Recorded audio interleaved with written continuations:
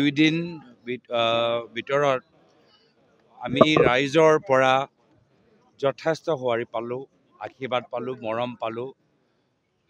মই অসমৰ জনসাধাৰণক ধন্যবাদ কৃতজ্ঞতা জ্ঞাপন কৰিছোঁ। আৰু যোৱা 2 দিনৰ কাৰ্যসূচীত আমাৰ দলৰ সতীৰ্থসকলৰ পৰা, কৰ্মীসকলৰ পৰা, জ্যেষ্ঠসকলৰ পৰা যথেষ্ট আমি সমৰ্থন পালোঁ। তেওঁলোকে খুব সুন্দৰকৈ কম সময়ৰ ভিতৰত গোটেই 2 দিনীয়া কাৰ্যসূচীটো আয়োজন কৰিলে। আজিৰ তৃতীয় দিনটো।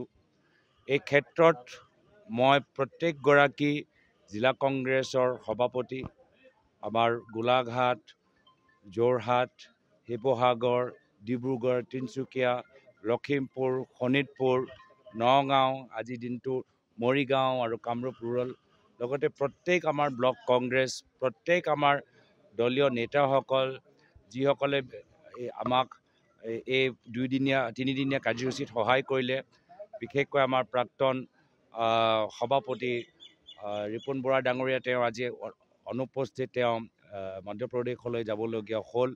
বিভিন্ন আমাৰ বিধায়কসকল, যিসকলে 2 দিন আগত যোৰহাটলৈ গৈ আমাক আদৰিলে।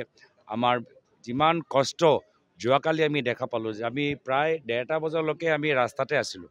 2টা বজাতহে আজি ৰাতিপুৱা 2টা বজাত আমি সোমাইছোঁ। তো ইমান দেৰিলৈকে যে আমাৰ কৰ্মীখিনি কষ্ট কৰিবলগীয়া হ'ল, মোৰ তাৰ বাবে অলপ দুখিত। আৰু সকলোৱে জানে যে যোৰহাটত এগৰাকী সাংবাদিকে আমাৰ এই ভিৰৰ মাজত যথেষ্ট অসুবিধা পালে। তেখেতৰ প্ৰতি মই যথেষ্ট দুখিত। আজি আমাৰ মহিলা কংগ্ৰেছৰ এটা টীম তেখেতৰ ওচৰত গৈ গুৰুত্বপূৰ্ণ পৰামৰ্শ ল'ব যে ভিৰৰ মাজত বিশেষকৈ আমাৰ মহিলা সাংবাদিকসকলৰ কি ধৰণৰ ব্যৱস্থা হ'লে ভাল। যিয়ে নহওক, বৰ্তমান যোৱা 2টা দিনৰ ভিতৰত বতৰে আমাক অলপ সহায়ো কৰিছে। আমাৰ যাত্ৰাত আমাৰ বতৰে ইমান প্ৰভাৱ পেলোৱা নাই। আজিটোৱে চাই আছোঁ, আৰু আজিটো ঠিকে হৈ গ'লে তেতিয়া আমাৰ আৰু কাইলৈ দিনটো ঠিকে থাকিলে আমাৰ মনটো শান্তি থাকিব। 2 দিন ভিতৰত আমি ৰাইজৰ পৰা যথেষ্ট সঁহাৰি পালোঁ, আশীৰ্বাদ পালোঁ, মৰম পালোঁ। মই অসমৰ জনসাধাৰণক ধন্যবাদ কৃতজ্ঞতা জ্ঞাপন কৰিছোঁ। আৰু যোৱা 2 দিনৰ কাৰ্যসূচীত আমাৰ দলৰ সতীৰ্থসকলৰ পৰা, কৰ্মীসকলৰ পৰা, জ্যেষ্ঠসকলৰ পৰা যথেষ্ট আমি সমৰ্থন পালোঁ। তেওঁলোকে খুব সুন্দৰকৈ কম সময়ৰ ভিতৰত গোটেই 2 দিনীয়া কাৰ্যসূচীটো আয়োজন কৰিলে। আজিৰ তৃতীয় দিনটো। এই ক্ষেত্ৰত মই প্ৰত্যেকগৰাকী জিলা কংগ্ৰেছৰ সভাপতি, আমাৰ গোলাঘাট, যোৰহাট, শিৱসাগৰ, ডিব্ৰুগড়, তিনিচুকীয়া, লখিমপুৰ, শোণিতপুৰ, নগাঁও, আজিৰ দিনটো মৰিগাঁও আৰু কামৰূপ ৰুৰেল, লগতে প্ৰত্যেক আমাৰ ব্লক কংগ্ৰেছ, প্ৰত্যেক আমাৰ দলীয় নেতাসকল, যিসকলে আমাক এই 3দিনীয়া কাৰ্যসূচীত সহায় কৰিলে।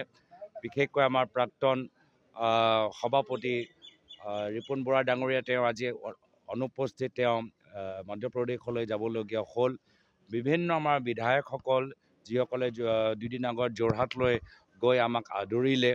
আমাৰ যিমান কষ্ট যোৱাকালি আমি দেখা পালোঁ যে আমি প্ৰায় 1:30 বজালৈকে আমি ৰাস্তাতে আছিলোঁ। 2টা বজাতহে আজি ৰাতিপুৱা 2টা বজাত আমি সোমাইছোঁ। তো ইমান দেৰিলৈকে যে আমাৰ কৰ্মীখিনি কষ্ট কৰিবলগীয়া হ'ল, মোৰ তাৰ বাবে অলপ দুখিত। আৰু সকলোৱে জানে যে যোৰহাটত এগৰাকী সাংবাদিকে আমাৰ এই ভিৰৰ মাজত যথেষ্ট অসুবিধা পালে। তেখেতৰ প্ৰতি মই যথেষ্ট দুখিত। আজি আমাৰ মহিলা কংগ্ৰেছৰ এটা টীম তেখেতৰ ওচৰত গৈ গুৰুত্বপূৰ্ণ পৰামৰ্শ ল'ব যে ভিৰৰ মাজত বিশেষকৈ আমাৰ মহিলা সাংবাদিকসকলৰ কি ধৰণৰ ব্যৱস্থা হ'লে ভাল। যিয়ে নহওক, বৰ্তমান যোৱা 2টা দিনৰ ভিতৰত বতৰে আমাক অলপ সহায়ো কৰিছে। আমাৰ যাত্ৰাত আমাৰ বতৰে ইমান প্ৰভাৱ পেলোৱা নাই। আজিটোৱে চাই আছোঁ, আৰু আজিটো ঠিকে হৈ গ'লে তেতিয়া আমাৰ আৰু কাইলৈ দিনটো ঠিকে থাকিলে আমাৰ মনটো শান্তি থাকিব।